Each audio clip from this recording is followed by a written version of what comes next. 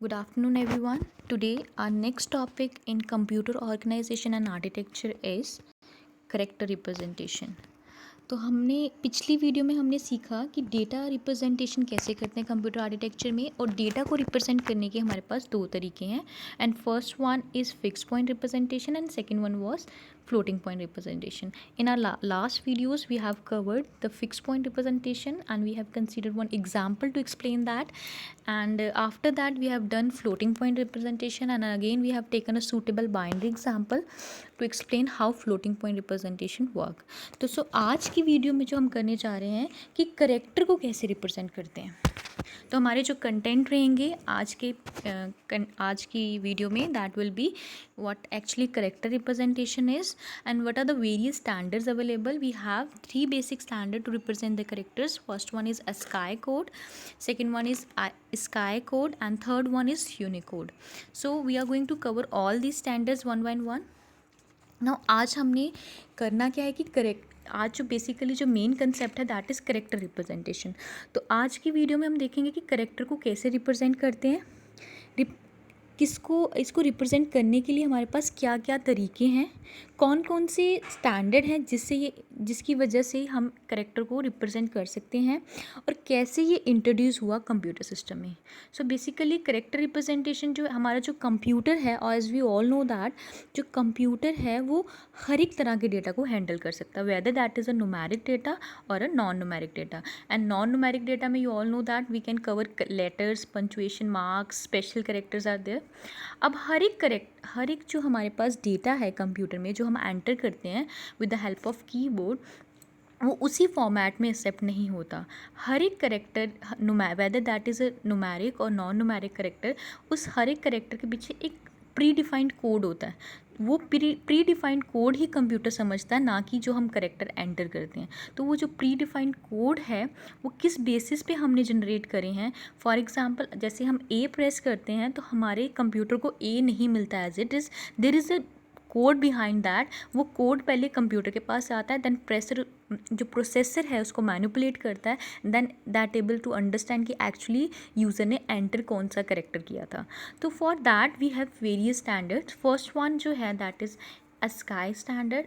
ASCII standard में है American standard code for information interchange. Afterwards we have Indian standard code for information change, and last one is Unicode. So let's go through all the standards one by one.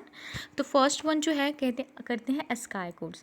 जो ASCII codes हैं basically ये जो code है ये American standard code for information interchange जो है that is the full form of ASCII code. And ASCII जो code है that is developed by America. तो इसमें क्या हुआ, जो भी हम करेक्टर्स रिप्रेजेंट करेंगे जिनके पीछे हमने कोड सेट किया हुआ है, वो basically ASCII American standard code for information change ने बेसिकली 128 करेक्टर्स को कवर किया था ASCII कोड्स ने. और उन्होंने 128 करेक्टर्स में जो हर एक करेक्टर था उनको एक 7 बिट नंबर दिया, एक 7 बिट कोड दिया. हर एक कोड जो है वो 7 बिट का रहेगा, और जो 7 बिट है हर एक करेक्टर की, जो कोड हमने हर एक करेक्टर को दिया है 7 बिट कोड, वो जो आउट ऑफ 7 बिट जो है 3 are zone bits and 4 are numeric bits. Zone bit मतलब कि किस जोन से डेटा एंटर हुआ है. इसको फर्दर डिटेल में हम बाकी ये जो कंसेप्ट है जोन बिट का, ये हम फर्दर डिटेल में पढ़ेंगे. For the timing you can understand जो हमारा कीबोर्ड है that is divided into Jones.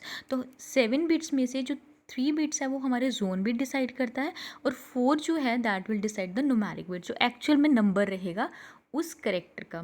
Now ASCII code जो थे आफ्टर ASCII 7 जो था that was linked with 128 characters only. पर हमने ASCII 7 के बाद उसने 128 करेक्टर्स ही कवर करे, बाकी करेक्टर्स अभी भी नहीं कवर हो रखे थे. तो then we have introduce ASCII 8. ASCII 8 ने 256 करेक्टर्स, जो मैक्सिमम करेक्टर्स जो है ASCII 8 ने कवर करे, and it is the extended form of ASCII 7. तो 256 करेक्टर जब ASCII 8 ने कवर करे तो उसने हर एक करेक्टर को 8 बिट कोड दिया, that is why it is called ASCII 8. तो जैसे ASCII 7 में 7 बिट कोड था पर्टिकुलर करेक्टर्स का, तो ASCII 8 में 8 बिट कोड रहेगा हर एक करेक्टर का. तो this is all about ASCII code. तो स्काई कोड को थोड़ा सा डिटेल में समझने के लिए हमारे पास स्काई कोड का टेबल है। तो स्काई कोड्स बेसिकली जनरेट कैसे होते हैं, यू कैन सी, जैसे ये स्पेशल करेक्टर सेकंड रो जो है, दैट सेकंड कॉलम जो है that will represent the special character. First special हमारी जो back space was there, horizontal tab क्या होती है, इन सब के लिए हमारे पास अलग कोड्स हैं। स्पेशल कैरेक्टर्स के लिए अलग कोड है, ABC के लिए अलग है, स्मॉल ABC के लिए अलग है। तो जैसे आप देख सकते हैं एग्जांपल के तौर पे, जो हमारा कैपिटल A है उसका जो स्काई कोड है दैट इज़ 65।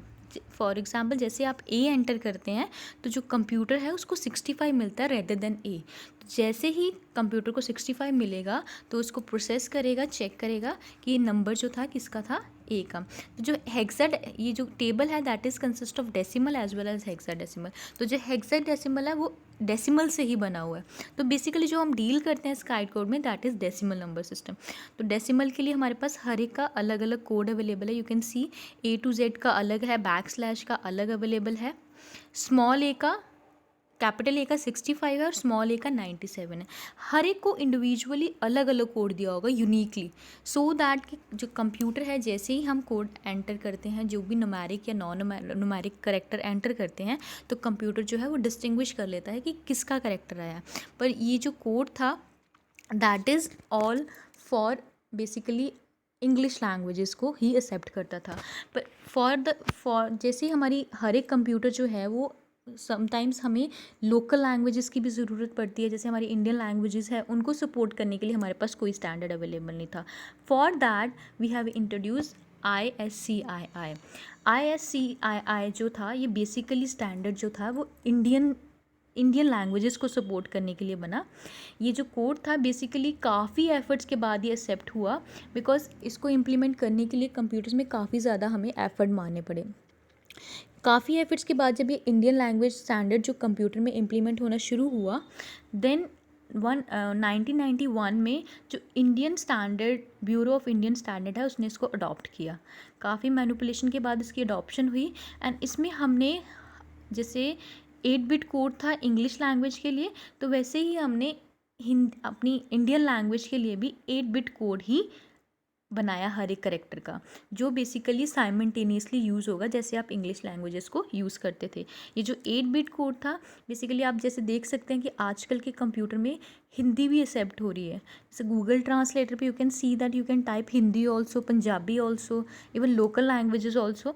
तो डिफरेंट लैंग्वेजेस को एक्सेप्ट करने का तरीका कहाँ से आया, बेसिकली इसी स्टैंडर्ड से। इसी स्टैंडर्ड ने हमें अलाउ करा कि हम डिफरेंट लैंग्वेजेस को कंप्यूटर को फीड कर सकें।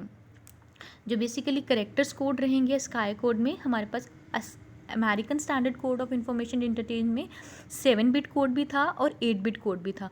पर जो हमारा Indian standard Code of Information Interchange है that will only deal with 8 bit code. इसमें सिर्फ 8 बिट कोड ही रहेगा, हर एक करेक्टर को 8 बिट का एक इंडिविजुअल कोड दिया जाएगा।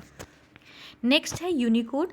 अब हमारे पास जो स्काई कोड थे that deals with English languages only, और जो हमारे पास Indian standard Code of Information change आया वो बेसिकली हमारे इंडियन लैंग्वेजेस के साथ ही डील करता था। पर वी नीड अ प्लेटफॉर्म जो हमें दोनों लैंग्वेजेस को साइमल्टेनियसली एक्सेप्ट करे, and for that we have develop standard which is called Unicode.